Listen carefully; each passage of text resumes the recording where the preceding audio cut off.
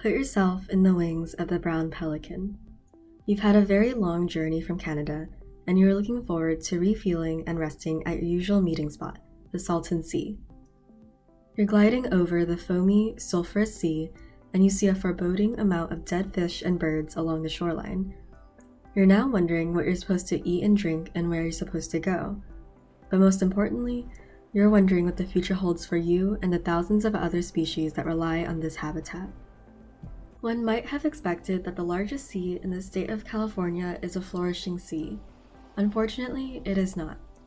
The Salton Sea is no longer as healthy as it used to be.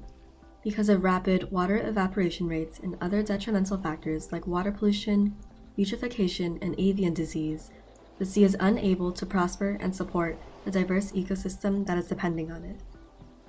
The future of the Salton Sea depends on the pace and quality of our actions.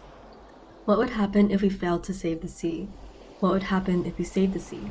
The questions of the future rely on acting now. Due to worsening conditions from the lack of water flow, less fresh water is replenishing the Salton Sea, and instead is getting filled with toxic waste from local agricultural farms. This is causing sea levels to drop and salinity levels to rise. Specifically, the sea's salinity has now reached 44 parts per thousand, about 25% higher than ocean water. Because the Salton Sea is in such terrible conditions, the survival of fish are jeopardized. Additionally, the agricultural runoff that is polluting the sea consists mainly of pesticides and fertilizers. Factors like consistent sunny weather, temperature, and the nutrients found in fertilizers like phosphates and nitrates make perfect breeding grounds for algae growth. Algae may have benefits in certain ecosystems, but in this particular environment, it is doing more harm than good. Many of these fish die-offs around the Salton Sea is attributed to eutrophication, which means large algae blooms that consume the oxygen in the lake as they die. This causes large fish die-offs in the thousands to millions, which affects the following fish-eating birds: crested cormorants, the brown pelicans, the white pelicans, and many others. Since the Salton Sea is an important stop on the Pacific Flyway, birds rely on this body of water for refueling and rest. But when they arrive, there is essentially nothing for them to feed on. With a shrinking sea, loss of fish, and starving birds, this can ultimately lead to disease breeding grounds, specifically avian cholera. Avian cholera spreads rapidly when birds pressed into small areas drink water or eat food contaminated with cholera bacteria in feces. This year, 7,000 disease-ridden ruddy ducks have unfortunately died in just one spot along the Salton Sea, which leaves only 100,000 left in North America. This is why finding a solution to the Salton Sea is so important. Species and their habitats have no control over these devastating conditions. Fortunately, there has been some progress through proper funding to save the Salton Sea. In October 2016, Governor Jerry Brown signed a law that requires up to 12,000 acres of habitat restored by 2020. Thanks to this law, there are restoration projects breaking ground. In Red Hill Bay, an area from the Sunny Bono National Wildlife Refuge, a $3.5 million project has been underway to restore the land and is slowly becoming a thriving bird habitat again. Another solution is to designate the Salton Sea as a source of geothermal energy, creating a smaller yet more sustainable sea. The projects on the exposed lake bed serves as a way to produce renewable energy while also bringing a ground cover to reduce air pollution.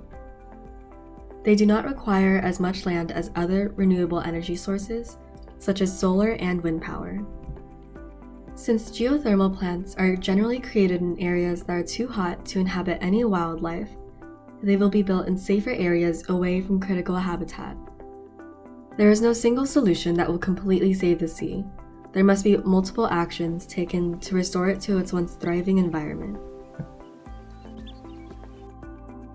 The Pacific Flyway won't be at risk if the Salton Sea is restored to some degree.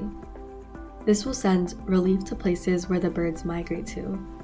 birds will not only thrive at the Salton Sea, but at the other migratory stations along the Pacific Flyway as well. To put it into perspective, the Pacific Flyway supports 90% of the migratory route for the US white pelicans and 99% of its eared grebes. Controlling salinity may help control the levels of tilapia, which have faced massive die-offs in the past, and migratory birds depend on them as a food source. Saving the sea will also control the amount of phytoplankton and plants in the sea. Phytoplankton provide food for the fish and 50% of all photosynthesis on Earth. The Salton Sea would be restored from the bottom of the ecosystem to the top. Most people are not aware that the Salton Sea is the largest body of water in California. Due to this lack of awareness, the present conditions are unimproved. The first step to raising awareness on the undesirable state of this environment is to educate people. For example, having environmental classes which focus on the condition of the Salton Sea is one example on how to build knowledge. Public participation is important because it creates a way for local residents to be educated on current conditions of the sea, while also having a say as to what should be addressed. Specifically, U.S. Fish and Wildlife Services came up with a 15-year plan called the Sunny Bono National Wildlife Refuge Complex, or NWRC for short. The plan incorporates and relies on public involvement. A newsletter regarding this plan was sent to over 380 entities, which included local, state, and federal agencies, in addition to tribes, property owners, and other interested members of the public. Awareness, education, and restoration are extremely important to ensuring that this sea will be improved. The Salton Sea is more than just a site to dump toxic agricultural wastewaters.